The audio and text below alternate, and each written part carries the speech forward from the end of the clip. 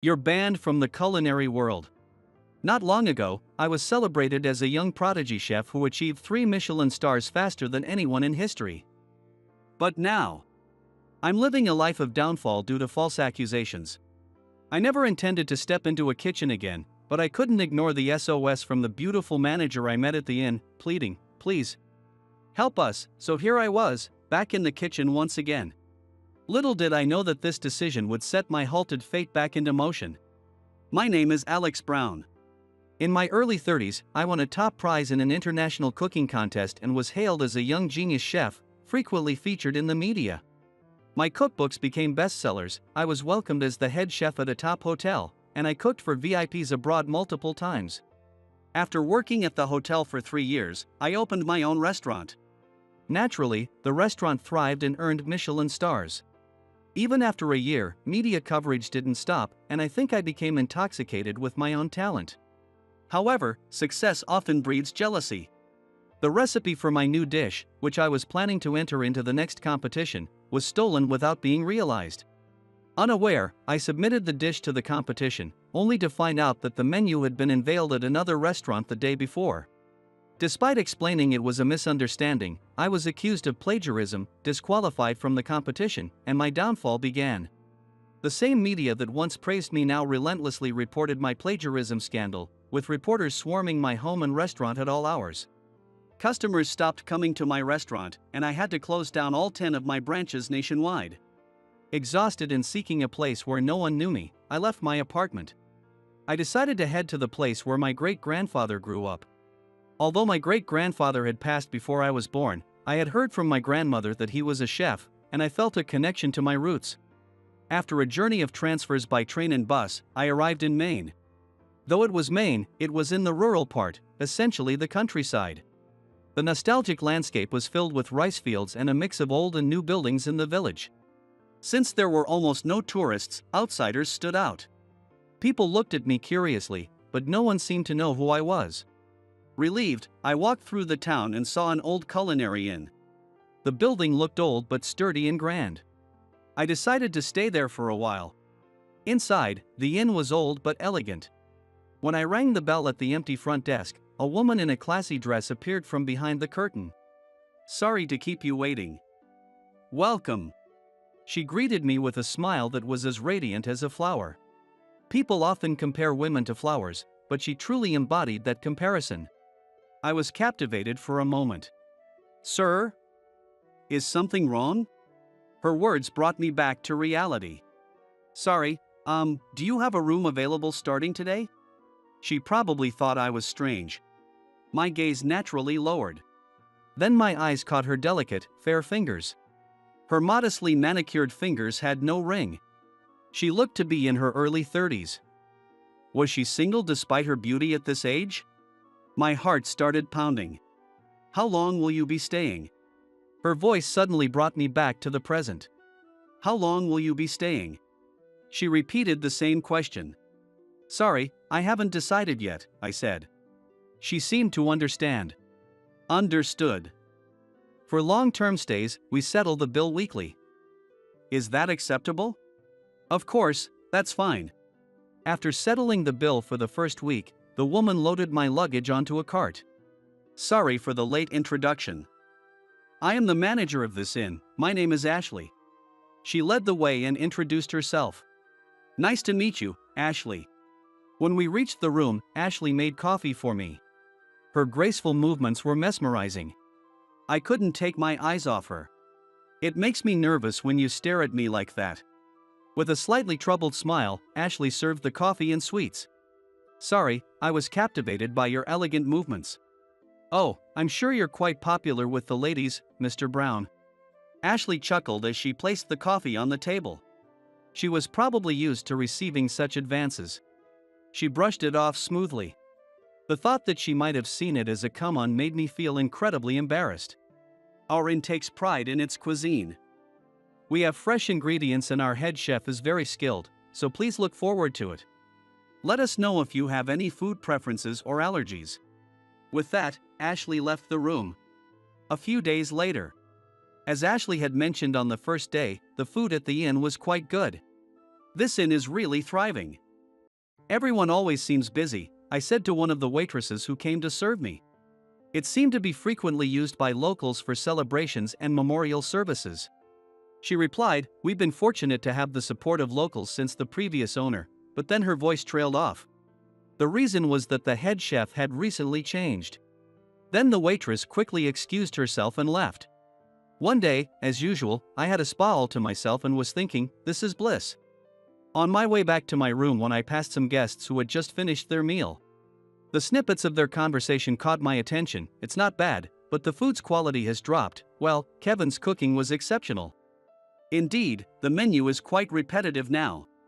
It appeared that the former head chef, Kevin, had been highly regarded. And many guests now stayed out of loyalty despite feeling the current chef's cooking wasn't up to par. Even though I intended to leave the culinary world behind, such comments piqued my curiosity about the previous chef's cooking. The former head chef, huh? My murmured words made Ashley, who was walking toward me, stop in her tracks.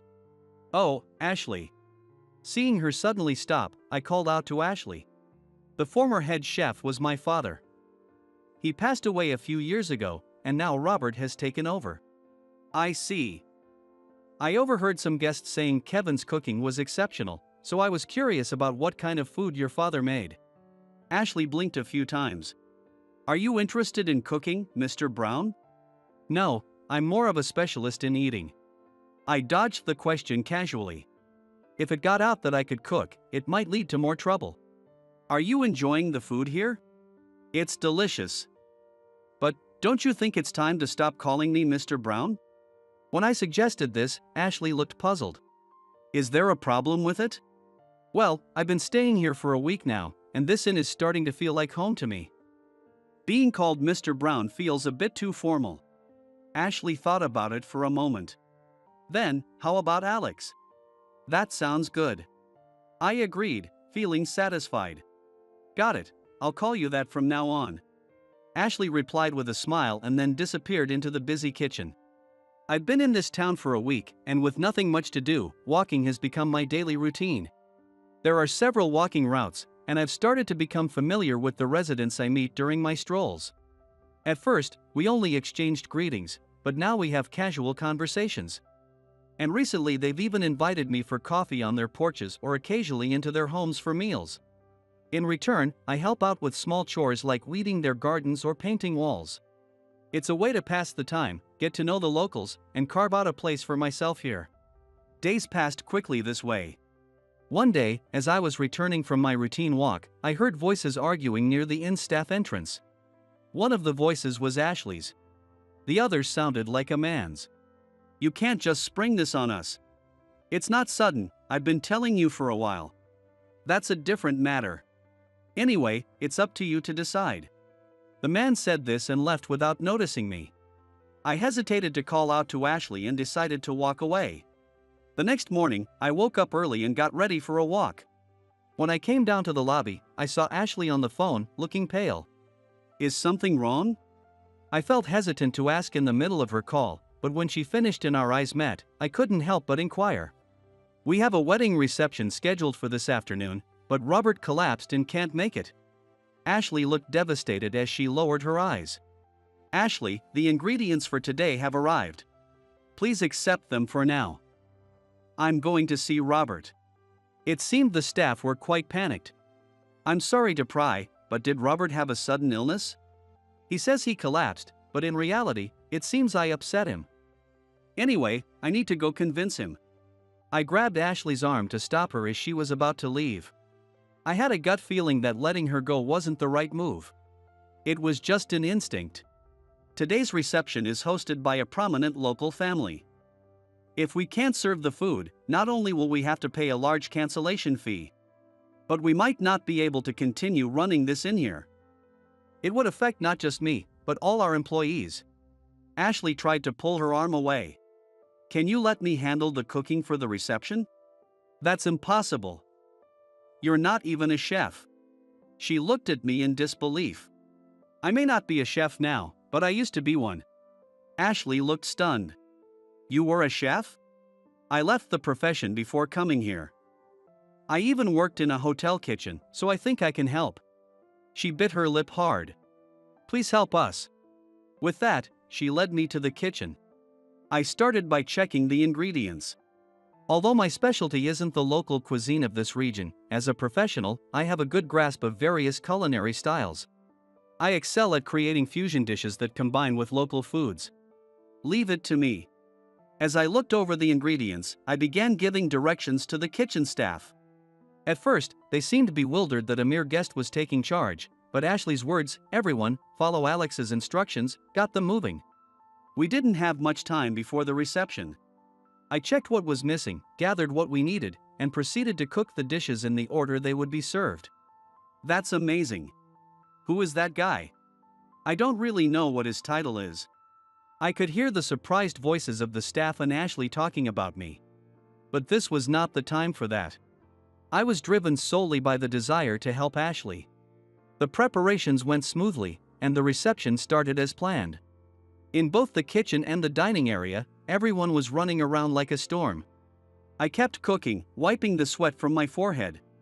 It was a long-lost feeling of being completely absorbed in the cooking. Dessert is ready. With that announcement, the tension in my body finally eased. I didn't know how things were going in the banquet hall, but at least we had made it this far without any complaints. As I let out a sigh and was about to take off my apron, a staff member in charge of serving rushed into the kitchen, saying, "The guests are asking to see today's head chef." I froze. Was there something wrong with the food? I quickly tidied up my appearance and stepped out of the kitchen, where Ashley was waiting for me. "This way." The guests were very pleased and would like to thank the head chef personally. Oh, that's a relief. I felt all the tension leave my body. I smiled and faced the man who was the host of today's event, a prominent local figure. "The food today was excellent. Are you the new head chef here?" I recognized the elderly man. He was the chairman of a leading construction machinery manufacturer, known even outside the industry. His nephew had recently made his debut in politics. No wonder Ashley was so desperate. They were a well-known family in this rural area. I had met him once at a VIP party when I was working in a hotel kitchen. It was just a brief greeting a few years ago, so he probably didn't remember me. "I'm honored by your compliments." "Well, really, this is the second time I've had such delicious food. The first was at a party a few years ago. Today was an important occasion to celebrate my nephew's wedding locally." "Thank you for the wonderful meal." Mr. Johnson joyfully grabbed my hand and shook it vigorously. His genuine words stirred something within me. "When your father ran this place, we often used it. After his unfortunate passing, I heard the inn was struggling, but with a chef like you, it should be fine. I'll definitely come back for a meal privately."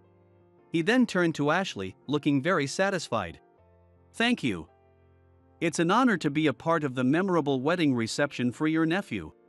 With that, the reception ended smoothly, and Ashley and I, along with the other staff, saw the guests off. "Thank you so much for today. Thanks to you, we were able to keep the inn from closing." Ashley appreciated me deeply. "I'm just glad I could help." Still, I was surprised. "I didn't know you were the chef of a Michelin 3 stars restaurant." "I'm a former chef. I'm not in the business anymore." Ashley looked down, seemingly lost in thought. "What's wrong?" She started speaking hesitantly, avoiding eye contact.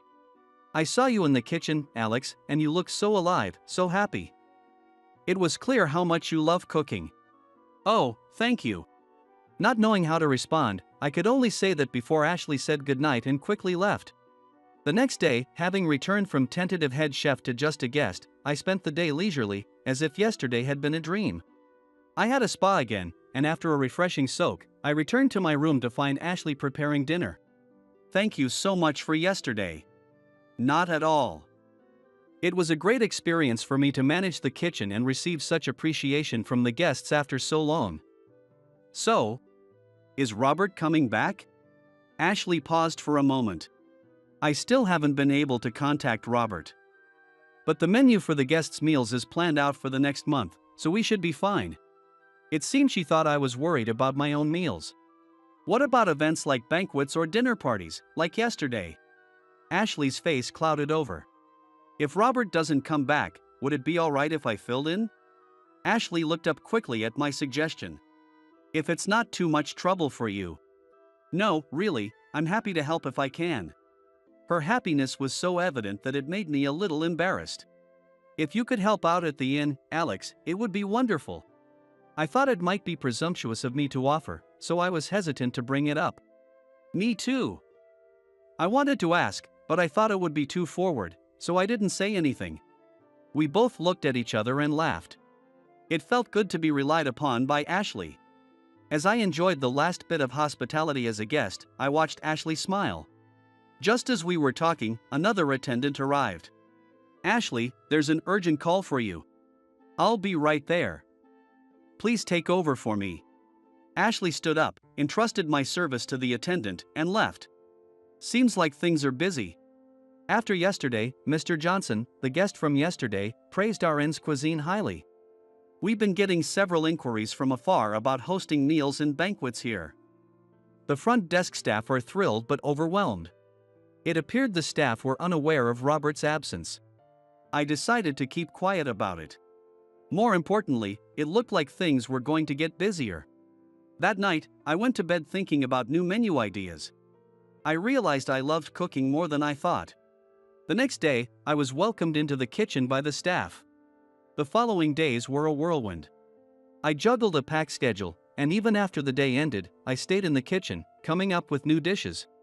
Initially, most guests came through Mr. Johnson's connections, but gradually, word spread via social media and reviews. Amidst the hectic days, the inn became famous, and Ashley was featured in the media as the beautiful manager. Many requests for interviews as the head chef came in, but I declined them all. If my face got out, my past would be dug up, and it would lead to sensational reporting again. That could bring trouble to the inn that was just starting to thrive. I wanted to remain behind the scenes, supporting Ashley. Ashley, not being very media savvy herself, generally declined interviews and stepped in for me when necessary. I built good relationships with the staff and grew closer to Ashley, finding my place here. Alex, you finally have a day off tomorrow. We had planned to go shopping together for the first time in 2 weeks. Sorry for not giving you any breaks. It's all right. Working with you is enjoyable, Ashley. I enjoy working with you too, but a day off is different, right? There's no event tomorrow, and the assistant manager will handle the guests. So you can take it easy. Seeing Ashley so excited made me feel happy too. The next day, as we were heading to the employee entrance to go out, I saw a familiar man waiting. Did you think you could take over the head chef position so easily? It was Robert, the head chef who had been out of contact. What do you want now? You've been unreachable. Ashley retorted sharply to Robert. You're the one who abandoned your job, and Alex stepped in to help us. There's no place for you at this inn anymore. You're being deceived by this man. If you keep him here, he'll bring the whole inn down. With that, Robert thrust a tabloid magazine at Ashley, open to a specific page. Where did you get this? It was an article about the plagiarism scandal that had led me to quit being a chef. No matter how much I insisted it was a lie, the media wouldn't stop, and I was branded as a dishonest chef who stole recipes. I didn't want to be in the spotlight anymore. I just wanted to use my skills for the people I cared about and live quietly. Now, my secret was revealed to the one person who I didn't want to know. I don't believe such an article. Alex doesn't need to steal anyone's recipes, Ashley said confidently to Robert. I was stunned by her unwavering trust in me. The truth doesn't matter. The public believes it. Isn't that enough? If you stay with this guy, the inn's reputation will suffer. Fire him and let me come back. When Robert tried to grab Ashley's hand, I instinctively swatted it away.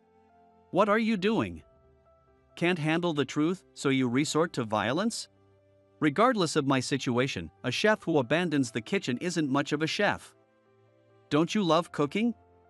Don't you have any pride as a chef? Robert burst into laughter. He clutched his stomach as if he couldn't contain his amusement. Love cooking? Hearing a famous chef say something so naive is hilarious. Get real. He reached for Ashley's hand again, but this time she shook it off and moved behind me. I already rejected your proposal. Leave me alone. She peeked over my shoulder, glaring at Robert with genuine disgust. I was going to handle this quietly, but if that's your attitude, I'll spread this all over the media and social networks. Disgraced chef working as head chef here. You'll be ruined. Go ahead, do as you like. Alex's cooking speaks for itself. Those who appreciate it will know the truth. We won't be defeated by your threats. Ashley responded defiantly, making me laugh. Why are you laughing, Alex? Being with you makes my past seem unimportant. The tense atmosphere suddenly lightened. Sure, spread it all over the media or social media. I'll just keep making food that people love. Let's go, Ashley. Wait, we're not done here. Robert was interrupted by another voice. A lowly chef like you trying to ruin his future? Know your place. The voice was commanding and filled with anger, making us stop in our tracks. It was Mr. Johnson. Mr. Johnson? Why are you here? Your cooking reminded me. The dish that moved me at a party years ago, that was you, wasn't it? You remember that? Mr. Johnson smiled at me, then turned to Robert with a stern expression. I did some investigating. You were an assistant on the rival team in that competition. And you worked in the pastry section of Alex's hotel until just days before. In the hotel kitchen, we worked as a team. Since the pastry section handled desserts, their kitchen was separated. As I was in charge of main dishes, I didn't even know Robert worked there. Were you in the same workplace? I also spoke to your former colleagues. My guess is that you stole the recipe and gave it to the rival team, didn't you? Robert started trembling. I'm a fan of his cooking. I'll keep investigating to clear his name. Robert backed away as Mr. Johnson pressed him, then turned and ran off. Thank you, Mr. Johnson. No need to thank me. Being able to enjoy your cooking locally is a dream come true for me. Ashley and I appreciated Mr. Johnson deeply. After that, Robert was banished from the area. Rumor has it that he was completely expelled from the culinary world. Soon after, thanks to Mr. Johnson, my name was cleared, and the inn became incredibly successful, never short of guests. Furthermore, the inn was awarded 3 Michelin stars. After that, we started getting many international visitors, and the inn's cuisine gained worldwide recognition. On a rare day off, Ashley and I visited her father's grave. We reported the inn's success and our engagement. On the next break, we planned to visit the grave of my great-grandfather, who led me to this place. And decades later, that wedding reception was unforgettable, wasn't it? Even after 30 years, Ashley often talks about our reception. Our wedding was grand, with Mr. Johnson and his wife acting as our witnesses. The reception was held at the inn, and I, the groom, personally cooked for the guests. With you in the kitchen, I had to sit at my table alone. I know, I'm sorry about that. But cooking was the only way I could think of to show my gratitude to the guests. It's so like you, and I love it. It's still a wonderful memory. The inn we've managed for 30 years will soon be taken over by our children. After working tirelessly for so long, we're looking forward to enjoying our retirement and all the things we'll do together.